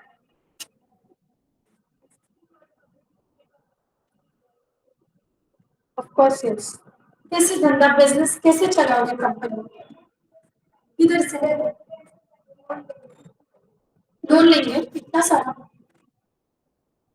नहीं। Of course, there is a rule. That is a rule. There is a rule. Allotment of share is a rule which is by default. Has to issue नहीं लिखा इसके लिए रूल नहीं बन जाता, ऐसी बात नहीं। चाहे आपका प्राइवेट कंपनी हो चाहे आपका पब्लिक कंपनी हो, तो कंपनी खोलेगी तो डुबा देगी। You will have to. It is.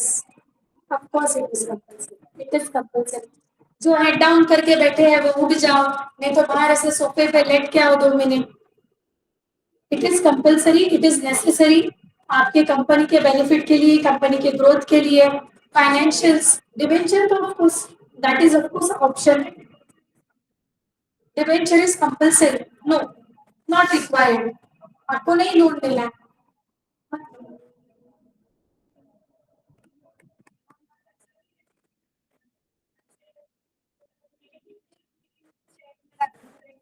Not necessary, which is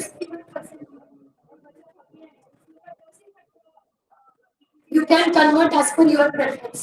कितना तुमको करना है, आप कर सकते हो 30-40 कर सकते हो, 70-30 कर सकते हो, 60-40, which is completely your preference. But allotment of share is must, which is necessary if you have a company.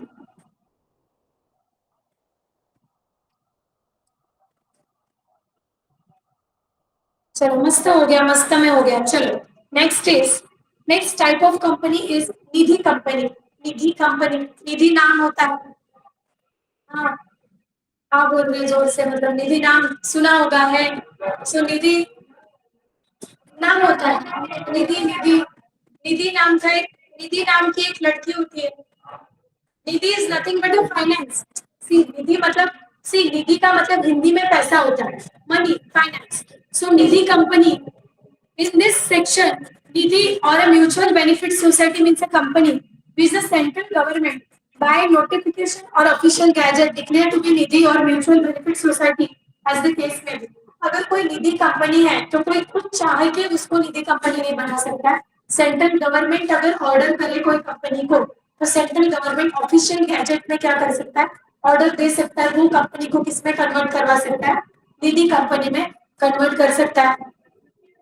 Nidhi company as are mainly created mainly for cultivating the habit of thrift and saving among us the members. We can say it's like bank, but not little bank. जैसे निधि companies are the companies जो आपको funding provide करती है, जो आपको loan provide करती है ना, कम इंटरेस्ट पे, जो आपको शेयर, जैसे आपको कोई स्टार्टअप है, जैसे आपको कोई एजुकेशन है, तो निधि कंपनीज ये सारा जो है उसमें काम करती है, उसे बैंकिंग डोमेन में काम करने वाली कंपनियां बोला जाता है। तो अगर कोई कंपनी सेंट्रल गवर्नमेंट उसको नोटिफाई कर दे ऑफिशियल गैजेट में, तो वो कंपनी किसमें कन्वर्ट हो जाएगी, निधि कंपनी में कन्वर्ट हो जाएगी। आपका और एक छोटा सा होमवर्क है, मुझे 5-10 कंपनी का अपना सेक्शन 1 का लिस्ट देना और 5-10 कंपनी निधि कंपनी का लिस्ट देना। कुछ निधि कंपनीज भी आपको ऐसा लगेगा कि अरे ये तो बैंक है, लेकिन this is company in literal sense. बोलो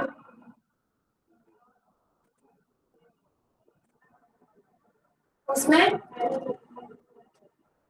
पब्लिक वेलफेयर के लिए, yes yes yes yes. Nidhi company is also for the mutual benefit of society. लेकिन क्या है, निधि कंपनी स्पेसिफिकली डील कहाँ पे करता है, आपके पैसों में, मतलब स्पेसिफिकली फंड्स है, फाइनेंसेस है, लोन्स है, ऐसे में डील करता है। लेकिन जो सेक्शन 1 कंपनी है, आपको स्पोर्ट्स में हो, आपको कॉमर्स में हो, आर्ट्स में हो, साइंस में हो, चैरिटी हो, all type of social activity को क्या करेगा, प्रमोट करेगा। दोनों का ऑब्जेक्ट एक्सिस सिमिलर नहीं है। I can say Nidhi company just part and parcel of section 8। Section 8 में तो ये सारी चलती है company, but Nidhi is based on the finance, पैसों से रिलेटेड तो चीजें। बोलो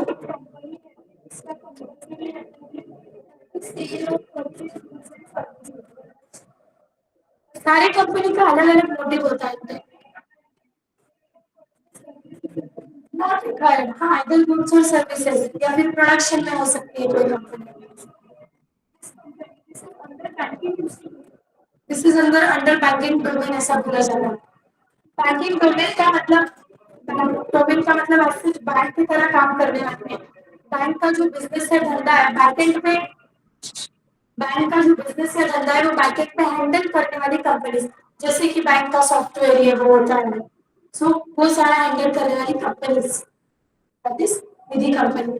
तो आप मुझे थोड़ा लिस्ट लेके आओ, 5 कंपनी निधि लेके आओ, 5 कंपनी सेक्शन है, और you will only find out कि अरे इसको तो मैंने देखा हुआ है, इसको तो मैंने सुना हुआ है, आपको लगेगा। देन है पीएफआईस। पीएफआई मतलब क्या, पब्लिक फाइनेंशियल इंस्टीट्यूशन। जहाँ पे पब्लिक वर्ड आता है वहां पे क्या गवर्नमेंट का इंटरवेंशन रहेगा, डेफिनेटली वहां पे गवर्नमेंट का इंटरवेंशन रहेगा।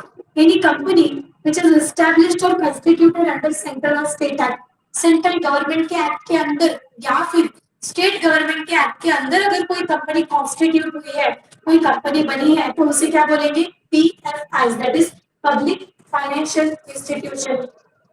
वो कंपनी का क्या टाइटल होना चाहिए, ऑफकोर्स उसका जो स्टेक है वो किसने होल्ड किया होना चाहिए, ज्यादा तो इधर सेंट्रल गवर्नमेंट ने या स्टेट गवर्नमेंट ने। So at least 51% of the paid up share capital should be controlled by central government और बाय स्टेट गवर्नमेंट, और पार्टली बाय सेंट्रल और partly by what, state government. क्या मैं बोल सकती हूँ ये as good as government company है which is public financial institution. So any government company is found for public या फिर कुछ ऐसे ऑब्जेक्टिव्स, उसे क्या बोला जाएगा, पीएफ है बोला। जैसे आपका LIC, life insurance corporation,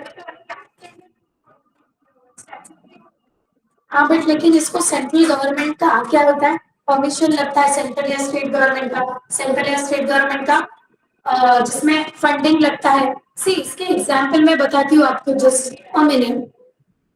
RBI, IDFC, IDFC आपका है, और कोई भी कंपनी जो कि सेंट्रल गवर्नमेंट ने नोटिफाई करके दिए हैं, वो सारी कंपनीज को हम क्या बोलेंगे, वो सारी कंपनीज को हम पीएफआई बोल सकते हैं। आपका एलआईसी है, आईडीएफसी है, government notified by the company, companies notified by central government etcetera are the companies which are PFI. Of course PFI government statutory में फर्क कुछ नहीं है, सिमिलैरिटी ये है कि उनको किसने गवर्न किया है, उनको गवर्नमेंट ने गवर्न किया है। और ऑफकोर्स अगर गवर्नमेंट ने गवर्न किया है, अदर सेंट्रल और स्टेट, तो उसमें क्या स्टेट या कंपोजिशन गवर्नमेंट का होगा, यस होगा, कितना 51% एटलीस्ट 51% या फिर उससे ज्यादा होना चाहिए, सेंट्रल का स्टेट का या दोनों का मिला के। फिर किसका?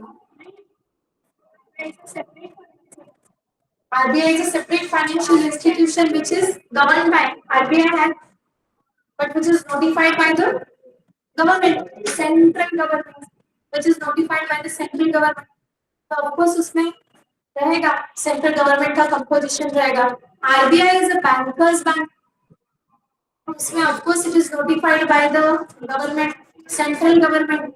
आपको रहेगा ना इसमें एसबीआई इकोनॉमिक्स में उसी में है, बैंकर्स बैंक होता है, RBI is the last resort वगैरह वगैरह, which is there it is notified by the central government, central government have authority, ये भी सारा होता है। आपको अगर जैसे कि जैसे रेपो रेट होगा, रिवर्स रेपो रेट होगा, ये सारी चीजें पड़ी रहेगी ना। जैसे क्या है कि एक जनरल बता देती हूँ, आप बैंक से लोन लेते हो, क्या आपको बैच देना पड़ता है? यस। तो आपको नहीं लगता कभी कभी बैंक को भी पैसों की जरूरत पड़ती होगी? सो बैंक को पैसे जब पैसों की जरूरत पड़ती होगी तो bank is go to RBI, है ना, bank is go to central bank, और फिर वो जो इंटरेस्ट रहेगा वो रेपो रेट बोला जाता है। कभी कभी सेंट्रल बैंक को भी जरूरत पड़ती है, तो सेंट्रल बैंक उल्टा किससे लेती है? दूसरे बैंकों से लेती है, उसे रिवर्स रेपो रेट बोला जाता है। वो मुझे लगा आपको आता होगा।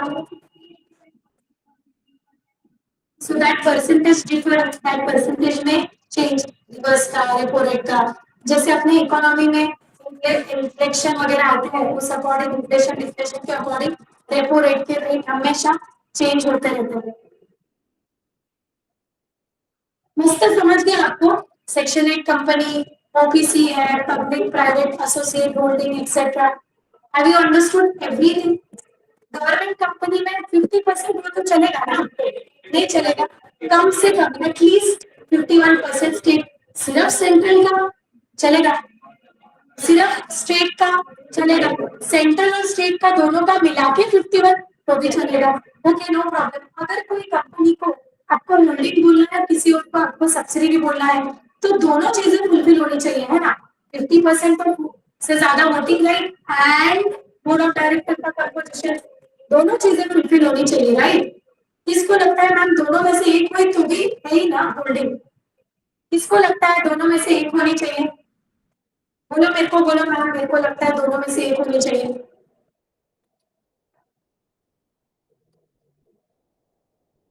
दोनों में से एक होनी चाहिए, हाँ, यू आर करेक्ट। अगर कोई कंपनी दूसरे कंपनी का 50% से ज्यादा वोटिंग राइट होल्ड करे और बीओडी का कंपोजिशन ना होल्ड करे तो भी चलेगा, तो भी that company will be consider as holding one. या फिर हो सकता है कि 50% वोटिंग राइट होल्ड नहीं कर रही हो, लेकिन बोर्ड डायरेक्टर का कंपोजिशन होल्ड कर रही है, then also that is fine, then also that company will be consider as holding one. तो ये आइदर और वाला कंसेप्ट है। एंड वाला कंसेप्ट कहाँ पे है? स्मॉल कंपनी में, जहाँ पे आपका paid up share capital and मतलब, और पेड अप शेयर कैपिटल 10 से 50 की लिमिट में होना चाहिए प्लस, एंड टर्नओवर का लिमिट आपका 200 करोड़ होना चाहिए, तो वो स्मॉल कंपनी। दोनों में से एक चलेगा, बोलना इधर बॉर्डर पर सर, दोनों में से एक चलेगा, दोनों में से एक नहीं चलेगा। यहाँ पे दोनों चीजों का क्या होना चाहिए? फुलफिलमेंट होना चाहिए। लेकिन ये जो सब्सिडरी होल्डिंग है उसमें से दोनों में से एक हुआ तो भी चलेगा। मैम पास क्या लड़े लोग हो गए क्या? जेब नहीं रहा, कितना मस्त है, मजेदार है, इंटरेस्टिंग है, हल्का फुल्का है, कुछ भी नहीं करने, कहाँ ज्यादा नहीं हुआ, इतने होशियार बच्चे आकांक्षा से तो एक्सपेक्टेड ही नहीं है मेरे को ऐसा कुछ।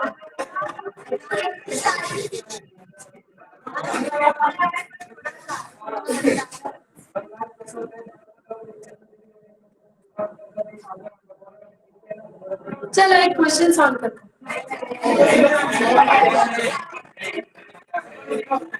क्वेश्चन सॉल्व करना भी जरूरी है ना यार, क्वेश्चन सॉल्विंग को अगर टाइम देंगे अपन, बट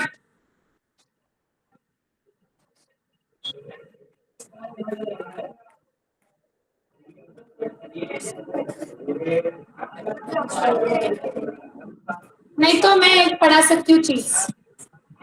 क्या कार्तिक? हाँ अरे 5 मिनट जल्दी छोड़ दो। मैं क्लासिफिकेशन ऑफ कैपिटल पढ़ा सकती हूँ। क्या है उसमें भी, क्या है आपको पता है सब कुछ। Authorise, paid up, call up, issue, very simple. 3 point. अरे आपको पता है, वही चीजें मैं आपको बता रही हूँ। मैं ऐसा कुछ बता ही नहीं रही हूँ आपको जो पता नहीं है, बस मैं डिटेल में बता रही हूँ, आपको थोड़ा थोड़ा पता है। हाँ, तुम भी किस पे भरोसा कर रही हो? बट देखो अभी टाइम तो 1:20 हो गया ना ऑलरेडी, तो छोड़ दो। नहीं नहीं, ऐसे कैसे नहीं होगा।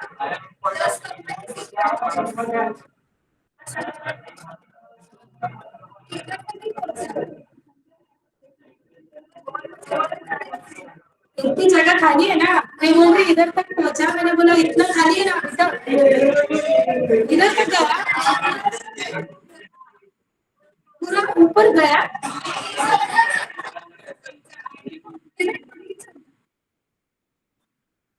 तुम लोगों को अगर 80-85 के प्लस मार्क चाहिए ना, तो बस मेरा सुनने का।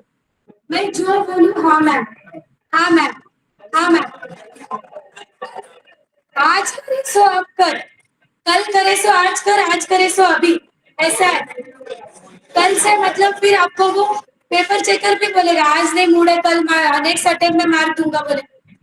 इस बार नहीं माने मेरा, नेक्स्ट अटेम्प्ट में 100 मार्क्स दूंगा बोले। ऐसा थोड़ी रहता। फिर देंगे अगला अटेम्प्ट। निर्लज हो, कितने ज्यादा निर्लज हो तुम, उसकी लिमिट भी मतलब I can't even imagine. So classification of capital. Capital मतलब क्या होता है? Collection of money is a capital, pool of money is a capital. कोई भी बिजनेस करो, चाहे आप पार्टनरशिप करो, सोल प्रोप्राइटरशिप करो, कंपनी खोलो, ओपीसी खोलो, प्राइवेट हो, पब्लिक हो, स्मॉल हो, कोई भी कंपनी में पैसों के बिना काम चलता है क्या आजकल? आजकल पैसों के बिना काम ही नहीं है। पैसा है तो सब कुछ है ना? Because it is a means of exchange, it is means to form a business, means of expansion, everything is money. So nominal authorized capital क्या होता है? और registered capital means a capital which is authorized by memorandum of a company to the maximum amount of the share capital.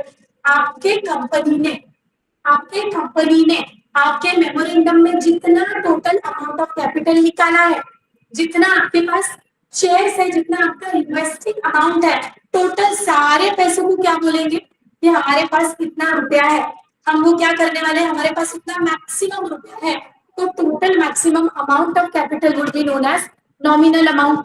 Issued capital मतलब क्या? जैसे कि एक company है, एक कंपनी के पास 2 करोड़ रुपया इंटू 10, मतलब 2 करोड़ शेयर है इंटू 10 रुपया पर वैल्यू, फेस वैल्यू, तो टोटल कितना हो गया? 20 करोड़ हो गया।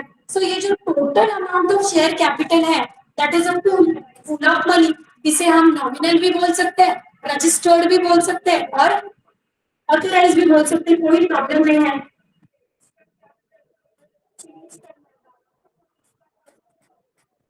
रजिस्टर्ड कैपिटल को चेंज करना है तो उसका प्रोसेस क्या है? आप रजिस्ट्रार के पास जाके प्रिस्क्राइब फीस देख के उसको इंक्रीज करवा सकते हो, कोई प्रॉब्लम नहीं है। देन नॉमिनल हो गया। देन है इशूड कैपिटल। अभी मेरा 20 करोड़ का जो बड़ा पूल है, 20 करोड़ का, मुझे टोटल इशू नहीं करना है। इशू मतलब सिंपली कि लोगों को देना है। मुझे 20 करोड़ में से इमेजिन करो 50% इशू करना है। किसको इशू? किसको करेंगे? शेयर होल्डर को करेंगे, पब्लिक को करेंगे, ऑफ कोर्स। सो मैंने इमेजिन करो कि नॉमिनल मेरा 20 करोड़ है, 20 करोड़ में से आधा 50% मतलब 10 करोड़ क्या किया? इशू किया।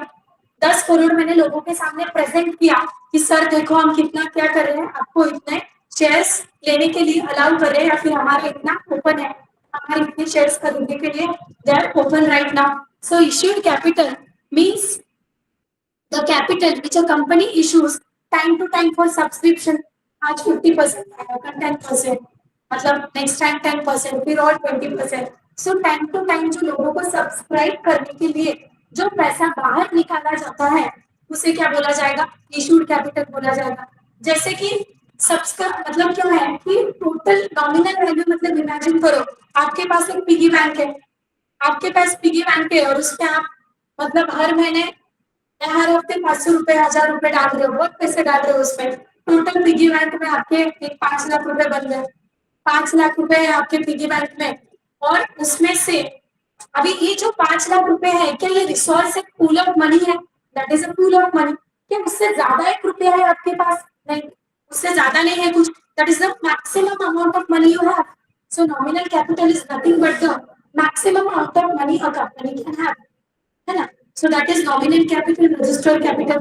अभी आपने बोला यार 5 लाख रुपए है, मैं क्या करता हूँ, मेरा हैप्पी बर्थडे या मेरा बर्थडे अपन क्या करेंगे, किसी वृद्धाश्रम में या किसी ऑर्फनेज में जाके सेलिब्रेट करेंगे, तो मुझे उसके लिए 5 लाख की जरूरत तो नहीं है।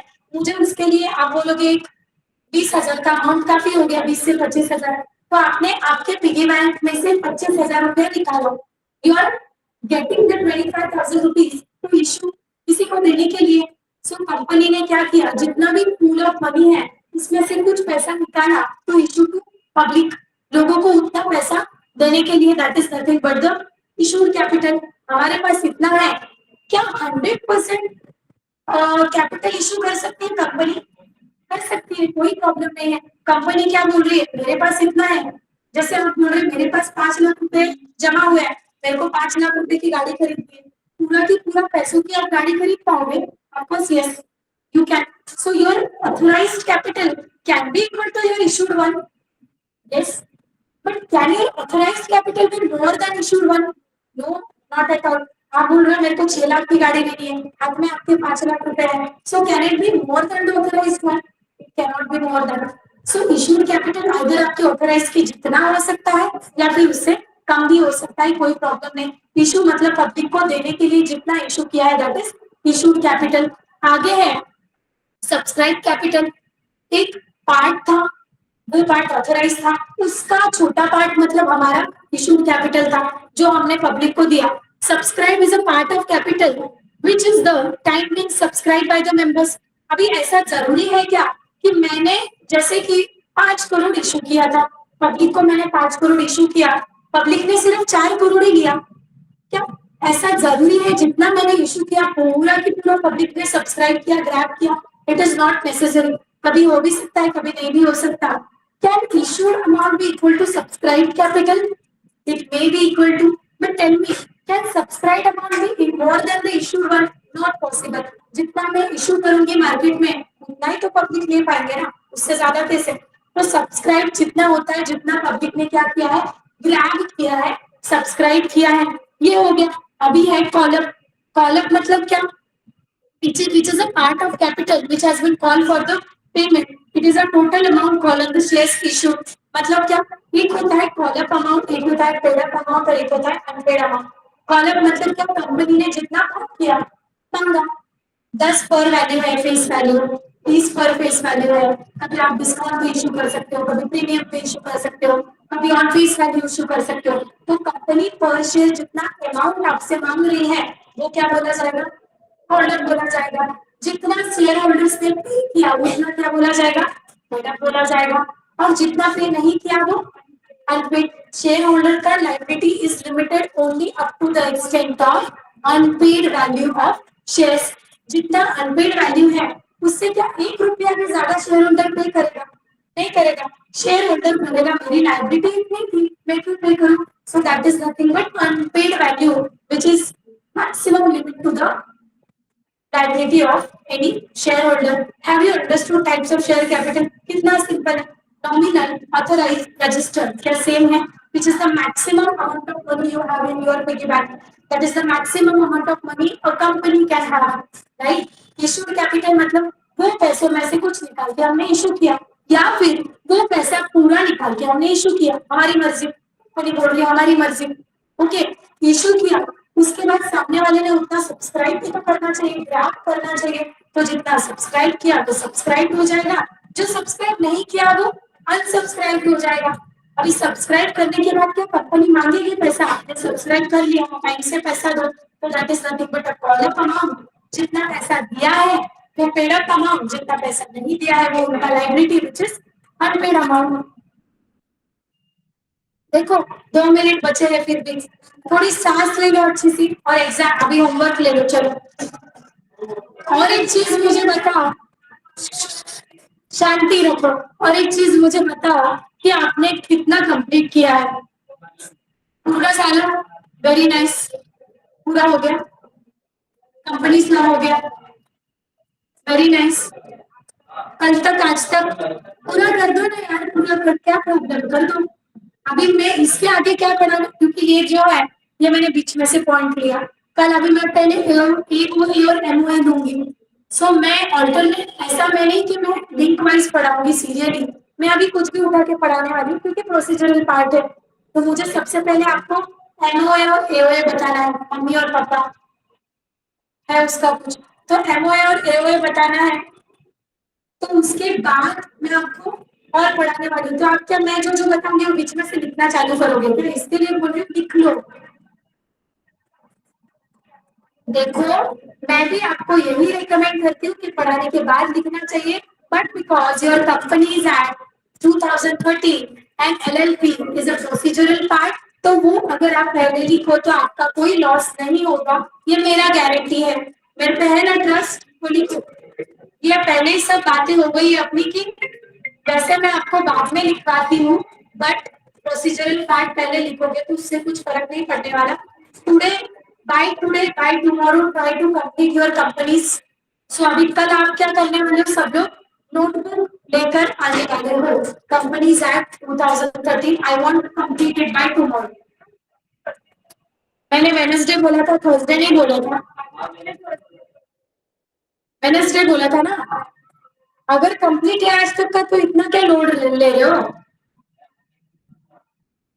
करो ना फिर 2 दिन में, ठीक है थर्सडे तक करो कंप्लीट, नो प्रॉब्लम, बट कल से रोज नोटबुक लेके आओ। मैं आपका कल से 2 दिन तक रोज नोटबुक चेक करूंगी कि कितना क्या स्टेटस है, कितना कंप्लीट हुआ है। नहीं तो अपना बस बोलने का नाम कंप्लीट है कंप्लीट है, अगले वीक तक करने का नाम नहीं, दो जैसे।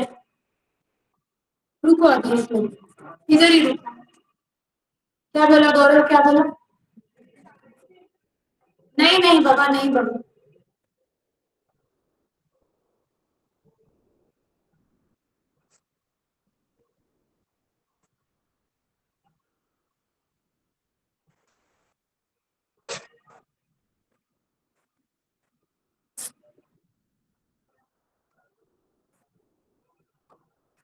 Question number 7 is your homework for tomorrow.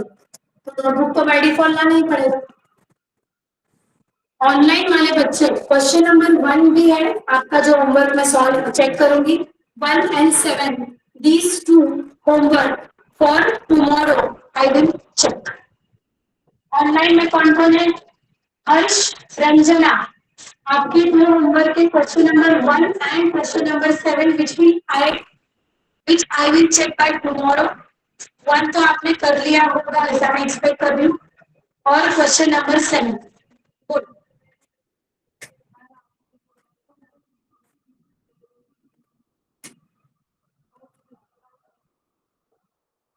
Questions यहाँ पे मतलब मैं ओटीपीटी वगैरह कंपनीज के देने वाली हूँ, इसके नीचे के तो करो ना सॉल्व, एक एक दो दो ही तो दे रही हूँ। पहले क्वेश्चन करो फिर नोट्स लिखने दो। ये जो क्वेश्चन है मैं आपको आंसर डिस्कस भी करने वाली हूँ, तो आप क्रॉस चेक कर पाओगे। यहाँ पे मैं आंसर डिस्कशन कर लूंगी। 1 and 7 will be your homework by the channel।